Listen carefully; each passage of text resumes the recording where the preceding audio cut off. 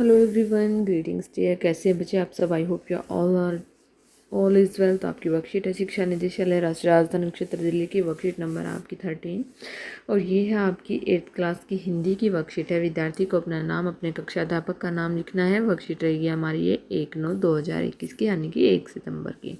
तो प्यारे बच्चों, आज इस कार्यपत्रक में हम अपनी पाठ्यपुस्तक बसंत से पाठ बस की यात्रा का प्रथम भाग पढ़ेंगे, जो हरिशंकर प्रसाद जी की व्यंग्य रचना है। व्यंग्य एक ऐसी विधि होती है जिसमें लेखक अपनी बात इस तरह कहता है कि बात कह भी दे जाए और बुरा भी ना लगे। क्या होता है वो? व्यंग्य होता है। व्यंग्य मजाकिया लहजे में कही बात होती है।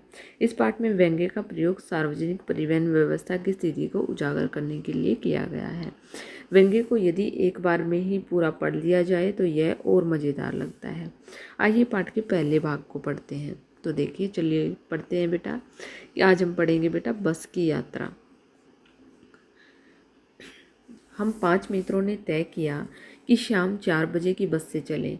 पन्ना से इसी कंपनी की बस सतना के लिए घंटे भर बाद मिलती है, जो जबलपुर की ट्रेन मिला देती है।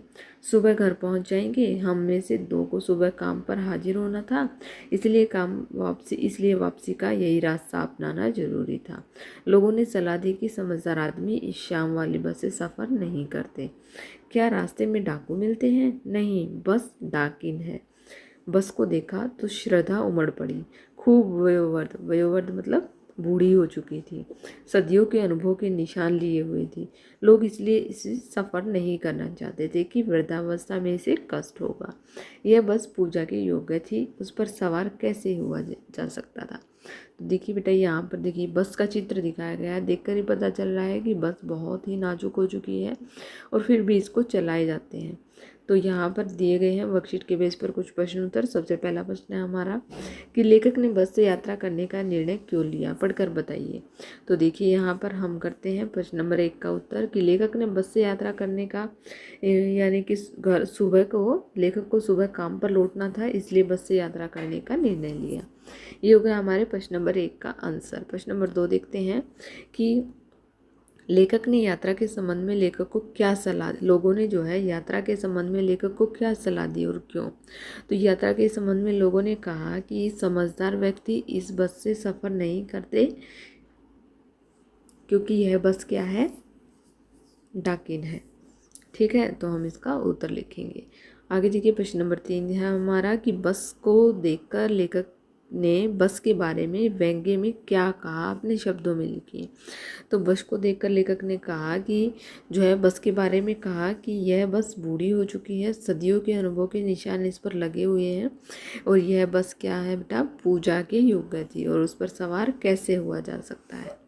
ठीक है, आगे देखिए प्रश्न नंबर 4 किया दिया गया है हमारा कि गद्यांश के इस भाग से आगे की घटना की कल्पना करके लिखिए कि ये जो गद्यांश हमने पढ़ा है इससे आगे की घटना क्या हुई होगी। क्या लेखक बस में चढ़ा होगा, नहीं चढ़ा होगा, क्या कुछ हुआ होगा, इसके आगे की घटना हमें कुछ शब्दों में लिखनी है। कि इस गद्यांश में आगे की घटना में हम कल्पना कर सकते हैं कि लेखक बस में सवार हुए और सवार होने के कुछ देर बाद ही उन्हें लगा कि काश हम इस बस में ना चढ़ते, क्योंकि लोगों की कई बातें सत्य होने लगी थी। तो ये हो गया आपका प्रश्न नंबर 4। प्रश्न नंबर 5 है बेटा कि आपके घर की कोई भी पुरानी वस्तु, पंखा, कूलर, मेज, कुर्सी आदि से मजाकिया लहजे में होने वाली बातचीत को लिखिए। देखिए बेटा, आपके घर में मान लिया ऐसे कोई चीज़ पुरानी हो गई है, कोई कूलर पुराना हो गया है, कोई पंखा, उसके साथ कोई ऐसी घटना घटी हो मजाकिया सी, तो आप यहाँ पर लिख सकते हैं।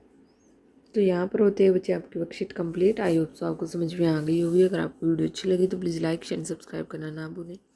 थैंक यू बेटा, थैंक्स।